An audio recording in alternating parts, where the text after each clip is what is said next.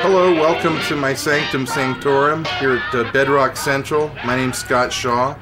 I'm a Flintstones enthusiast as well as a Flintstones cartoonist. Here's a favorite of mine. This is one of the early Flintstone record albums. Some kid got to it before I did, but it's got a shot of them having a barbecue, which I love. I always associate that with the Flintstones. I was a fan of the Flintstones from before they aired. I was such a cartoon nerd that I was aware of the show from TV Guide and the newspaper and things. I was 9 years old, which was the perfect age to become obsessed with anything, but in my case, the Flintstones. Some of the early Flintstone cookie jars. Now, it's interesting about these cookie jars because these were produced back when the Flintstones were still considered a market for adults as well. I've worked on the Flintstones in a number of capacities. I've done written and drawn their comic books, worked on their TV shows, designed lots of toys and giveaways, produced and directed over 200 TV commercials with them, drawn the cereal box art, a little bit of everything. Here's one of these odd Barneys with green hair, green toenails, and patches like he's a hobo. I don't know what would have possessed anyone to have approved this design, but it's like somebody there thought, someday there'll be this weirdo collector who'll think this is really neat. Because I can't imagine kids saying, yeah, I like Barney because he's got green hair. Very strange. My desire to collect Flintstone stuff occurred before there was Flintstone stuff to collect. I remember that with the show premiering in September, I wanted to go as Fred Flintstone for Halloween that October. And I was real frustrated because there was no Flintstone merchandise out there, so I made my own Fred Flintstone costume. Of course, as the years went by, that was to change. But a lot of the stuff in my collection now is stuff that I had when I was a kid.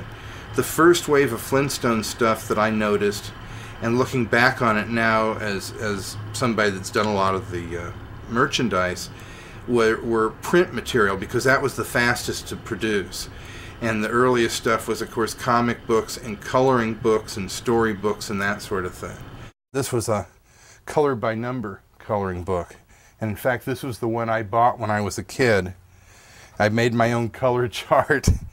You could tell I was doomed to work in the animation business because I was already obsessive about keeping things consistent. And even though the show was marketed toward adults, I think somebody realized because it was a cartoon, they should cover their bet and do a lot of kids' merchandise as well. I love the designs of the characters, and I love the fact that no matter how out of whack they're depicted, they're still instantly recognizable.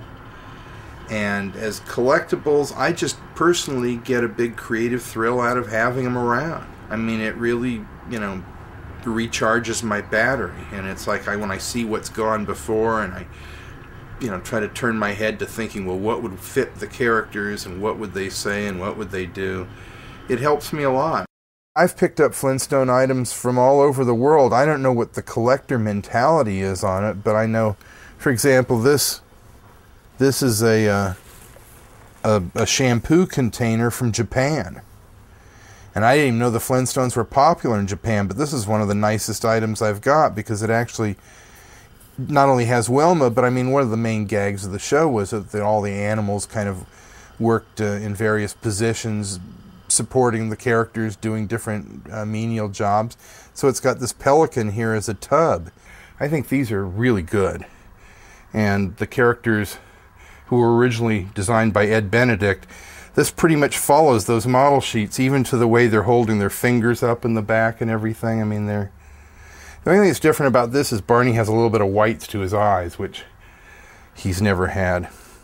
His eyes started out as little white circles, and then they realized it'd be faster to just fill them in as black circles.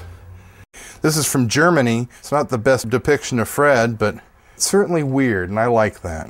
Oh, and here's a cell from one of the Pebbles cereal commercials I worked on with Fred Bowling. If you'd like to see more of these, we'll walk up the stairs and I'll show you the gallery.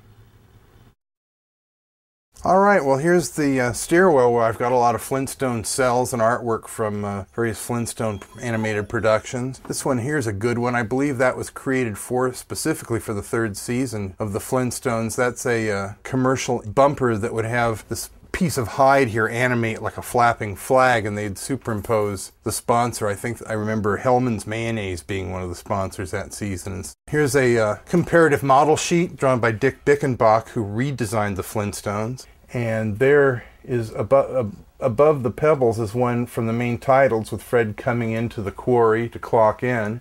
This was something I did for the Flintstones 25th anniversary.